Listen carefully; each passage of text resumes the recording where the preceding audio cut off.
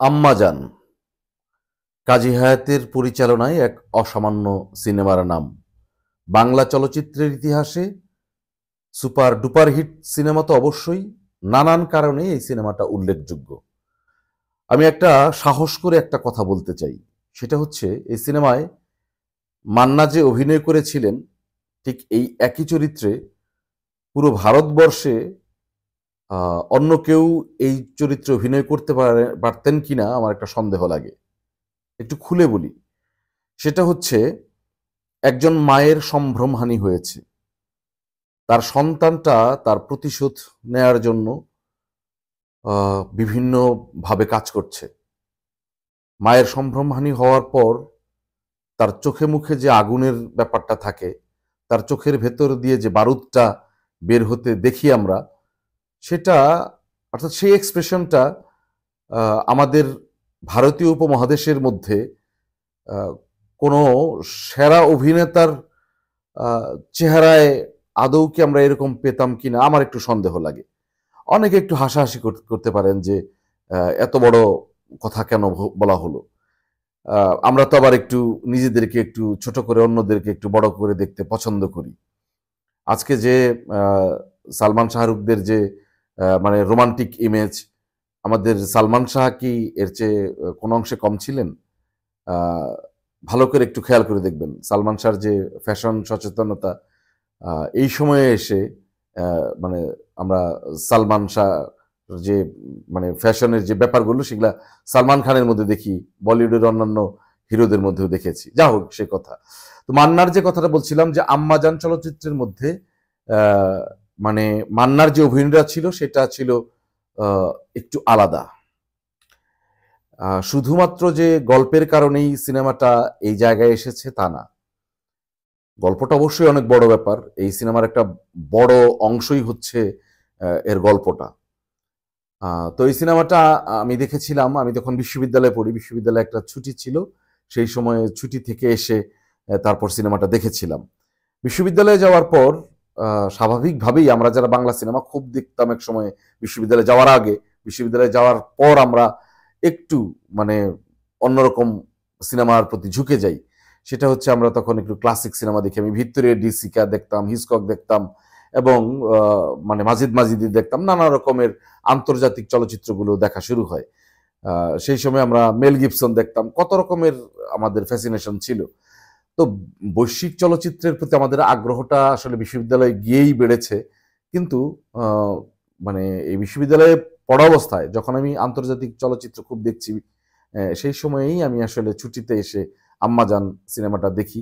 পরবর্তী সময়ে আহ, যখন সারা পৃথিবীর নানান বিখ্যাত সব চলচ্চিত্রগুলো দেখি, ফাঁকে ফাঁকে কখনো টেলিভিশনে, আবার কখনো কখনো বা ইউটিউবে গিয়ে আহ, দেখতে হয়েছে আম্মাজান সিনেমাটি। এমনকি আম্মাজান সিনেমার কোনো দৃশ্য যখন শুরু হতো, কেমন যেন আপন মনে বসে যেতাম, দেখতাম যে মানে মান্নার সেই এক্সপ্রেশন। আর তার মায়ের চরিত্রে সম্ভবত অন্য কাউকে নেওয়ার কথা ছিল, কাজী হায়াতের, কিন্তু এটাতে অভিনয় করেছিলেন শবনম। এই যে শবনমের যে মানে অভিনয়টা নিথর হয়ে থাকা, মানে ছেলের সামনে, অর্থাৎ ছেলে জানে যে সম্ভ্রমহানি তার হয়েছে, সেই ছোটবেলা ছেলেটা যখন ছোট থাকে তখন ওই যে তার চাকরির ব্যাপারে কথা বলতে গিয়ে তার বড় সাহেব তাকে সম্ভ্রমহানি করে, তখন জানালা দিয়ে সেই দৃশ্য দেখে ফেলে তার সন্তান, এই যে মান্না, যে পরবর্তীতে অর্থাৎ সে যখন ছোট থাকে তখন সে ওই লোকটাকে খুন করে জেলে যায়। তো পরবর্তীতে আমরা দেখেছি যে সারা দেশেই যখনই কোনো মানে নারীর সম্ভ্রমহানির ঘটনা ঘটেছে, সেই সময়েই নায়ক ছুটে গিয়েছে এবং সেই যারা সম্ভ্রমহানি করেছে, যারা এই ইজ্জত লুট করেছে, তাদেরকে নিজ হাতে খুন করে এসে মায়ের কাছে আবার এসে বলেছে, মা, অমুক জায়গায় একটা মেয়ের সম্ভ্রমহানি হয়েছিল, তাকে শেষ করে দিয়ে আসলাম। আইন বা আমাদের যে প্রচলিত মানে অর্থাৎ প্রচলিত আইন যে আছে, আহ, তা এই কাজটাকে সমর্থন হয়তো করে না, করেই না। কিন্তু সিনেমা তো অন্য ব্যাপার।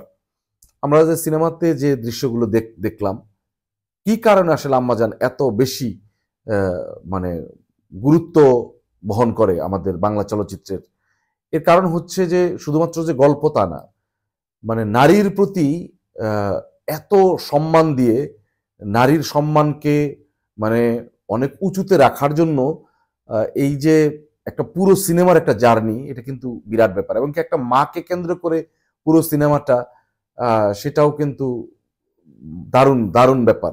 মানে আমরা সোলজার সিনেমাতে দেখেছি ববি দেওলের যে তার মায়ের জন্য তার যে পাগলামিটা ছিল, সেটা তার বাবাকে যারা দেশদ্রোহী বানায় তাদেরকে প্রতিশোধ নেওয়ার জন্য। কিংবা শাহরুখ সালমানের যে কারণ অর্জন দেখলাম, সেখানেও সেগুলো শুধু মাকে কেন্দ্র করে কিন্তু না, অর্থাৎ মাকে কেন্দ্র করেই পুরো সিনেমার জার্নি। এবং কি সেটা আর্ট ফিল্ম না, সেটা বাণিজ্যিক সিনেমা, এবং সেটা বাণিজ্যিক সিনেমার জায়গা থেকে বিরাট সফল সিনেমা। নারীর ব্যাপারটা ছিল, মায়ের ব্যাপারটা ছিল, তারপর এখানে আমাদের রকস্টার, আমাদের লিজেন্ড আইয়ুব বাচ্চু গণমানুষের কাছে পৌঁছে যান মূলত হচ্ছে আম্মা জান গানটি দিয়ে। আহমেদ ইমতিয়াজ বুলবুল, যে আমাদের এক জাদুকর, সুরের জাদুকর, তিনি এই গানটি করিয়েছিলেন, আম্মা জান গানটি করিয়েছিলেন শ্রদ্ধেয় আইয়ুব বাচ্চুকে দিয়ে। এবং আইয়ুব বাচ্চু এই গানটি গাওয়ার পর মানে তারুণ্য থেকে বিভিন্ন বয়সী মানুষের কাছে তার জনপ্রিয়তাটা পৌঁছে দেয়, গ্রাম থেকে গ্রামান্তর পর্যন্ত বাংলাদেশের ইঞ্চি ইঞ্চি মাটিতে তার জনপ্রিয়তা পৌঁছে যায়। মূলত এটার সেতুটা ছিল হচ্ছে এই গানটি, এই আম্মা জান গানটি। তারপর অন্যান্য গান বলেন বা যা কিছুই বলেন না কেন, সবকিছু মিলিয়ে আম্মা জান কিন্তু একটা আলাদা চলচ্চিত্র ছিল। আম্মা জানকে নিয়ে আমি শুরুতেই যে কথাটা বলেছিলাম সিনেমার ব্যাপারে, যে মান্নার যে এক্সপ্রেশনটা ছিল, সেই এক্সপ্রেশনটা বলিউডে আজকে যারা রাজ করতেছে বা মান্নার সময়ে সমসাময়িক যারা ছিলেন, সেটা অনিল কাপুর বলেন বা সঞ্জয় দত্ত বলেন, শাহরুখ সালমান যারাই হোক, বা আমির খান, অনেক বড় অভিনেতা, গুণী অভিনেতা, সারা বিশ্বে সমাদৃত অভিনেতা, এবং 100 কোটি টাকার বিজনেস থেকে শুরু করে 1000 কোটি টাকার বিজনেস তাদের সিনেমায় হয়েছে। তাদের বাজার বড়, তাদের ক্ষেত্র বড়, তাদের টেকনিশিয়ানরা বিশাল বিশাল অভিজ্ঞতায় দক্ষ, এবং কি টেকনোলজির দিক দিয়ে তারা অনেক বেশি এগিয়ে।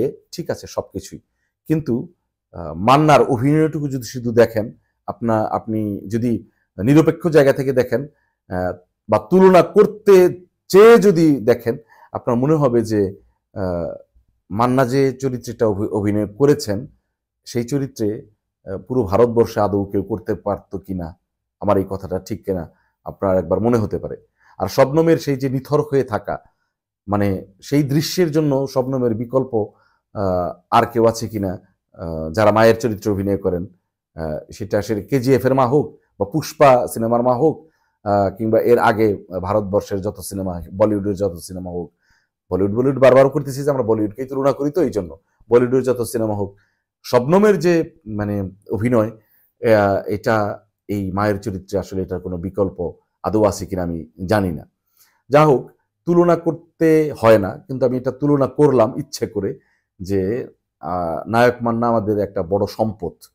আম্মা জান সিনেমাটা তার বড় একটা প্রমাণ। আমরা জানি যে দাঙ্গা সিনেমায় তিনি অসাধারণ করেছেন, ত্রাস সিনেমায় অসাধারণ করেছেন, তারপর এই দেশদ্রোহীতে অসাধারণ করেছেন, ধর সিনেমাতে অসাধারণ করেছেন, কষ্ট সিনেমা অসাধারণ করেছেন, জানি আমরা। কিন্তু মান্না আম্মা জানে, এবং এটা একটা অসাধারণ ব্যাপার ঘটিয়েছিলেন। যতদূর জানা যায় যে এটার স্টোরিটা, মূল স্টোরিটা ডিপজলের। এখানে একটু বলে নেওয়া ভালো যে অনেকেই ভাবতে পারেন যে ডিপজল প্রডিউসার হয়তো, বা এই জন্য হয়তো ওনার নাম দিছে না। ডিপজল কিন্তু মেধাবী। যারা পর্দার সামনে সাবলীল অভিনয় করেন তারা কিন্তু অবশ্যই বিশাল প্রতিভাবান। তো ডিপজল যে প্রযোজক, পাশাপাশি তিনি যে গল্পটা যে তার, এটা কিন্তু অস্বাভাবিক কিছু না। তিনি বলেছেন হয়তো গল্পটা তার, মূল গল্পটা তার, আর একটা চিত্রনাট্য করেছেন কাজী হায়াত। কাজী হায়াত এমনিতেই রাজনৈতিক বাস্তবতার সিনেমায় অদ্বিতীয়, অসামান্য। তো ডিপজলের এই যে মূল ভাবনার গল্পটা, এবং কি কাজী হায়াতের যে নিপুণ নির্মাণ, এবং কি পাশাপাশি এই যে শবনম এবং মান্নার যে দুর্ধর্ষ অভিনয়, এটা আমার কাছে কেন জানি মনে হয় যে এই সিনেমা যদি মানে মুম্বাইতে এই যে আজকের যে মানে কেজিএফ হয় বা পুষ্পা হয়, যা কিছু হোক না কেন, কেজিএফেই তো যখন তার মা তার হাতে টাকা দিয়ে বলে দেয় যে, আধুলি দিয়ে বলে দেয় যে এই পৃথিবীটাকে তোর রাজ করতে হবে, সেখান থেকেই তো তার জেদটা শুরু। কিংবা সালার সিনেমাতে প্রভাস যে তার মায়ের সঙ্গেই যে তার জার্নিটা থাকে। তো আম্মা জানের যে স্টোরিটা, এটা যদি এই কেজিএফ বা সালার বা এই বাজেটে এরকম করে নির্মাণ হতো, তাহলে এটা কোথায় চলে যেত। অর্থাৎ তার মানে স্টোরিটাই ভয়ঙ্কর, দুর্দান্ত। এখন এই যে আমাদের কাজী হায়াৎ, মান্না, ডিপজল এবং শবনম সবকিছু মিলিয়ে, এবং হামিদ ইমতিয়াজ বুলবুল এবং আইয়ুব বাচ্চু, এই ব্যাপারগুলো যে একটা কম্বিনেশন, এটা আমাদের দেশের মানে 1 কোটি কত টাকায় যেন এটা নির্মিত সেই সময়ে। তো মানে সেই 100 কোটি টাকার বাজেটের সিনেমা না, বড় আয়োজনের সিনেমা না, তারপরেও ইতিহাসের অংশ হয়ে গেছে। এবং কি যারা বাংলা সিনেমা দেখে দেখে বেড়ে উঠেছেন, যারা খুব শিক্ষিত হয়ে গেছেন, যারা খুব রুচিশীল হয়ে গেছেন, এবং যারা পরবর্তীতে বিশ্ব চলচ্চিত্রেও দাপিয়ে বেরিয়েছেন, তারাও স্বীকার করবেন যে আম্মাজান একটা মানে আন্তর্জাতিক চলচ্চিত্রই। ভালো থাকুন, কথা হবে অন্যান্য সিনেমা নিয়ে।